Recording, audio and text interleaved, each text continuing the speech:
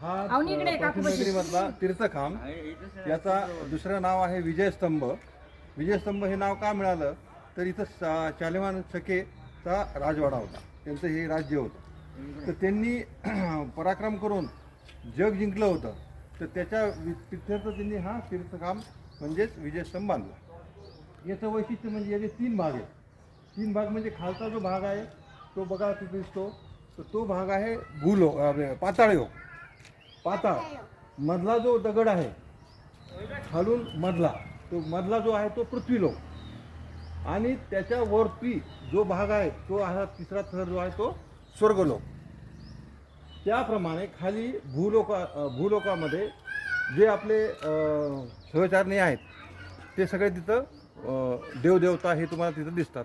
स्वर्गलोकामध्ये पूर्ण तुम्हाला तिथं पूर्ण स्वर्गासारखं वातावरण दिसतंय. आणि खाली ज्यावेळेस पाताळ तुम्ही बघता, तर पाताळामध्ये ज्या देवता होत्या, परी होत्या, त्या सगळ्या पर्या इथं कोरलेल्या आहेत. आणि हा जवळजवळ 300 वर्षापूर्वीचा हा तीर्थखांब बांधलेला आहे. 300 वर्षापासून अजूनही यामध्ये कोणत्याही प्रकारचं पुराणतत्त्वानी रंग वगैरे दिलेला नाही. जसा दगड आहे तसा दगड हा इथं स्थित आहे.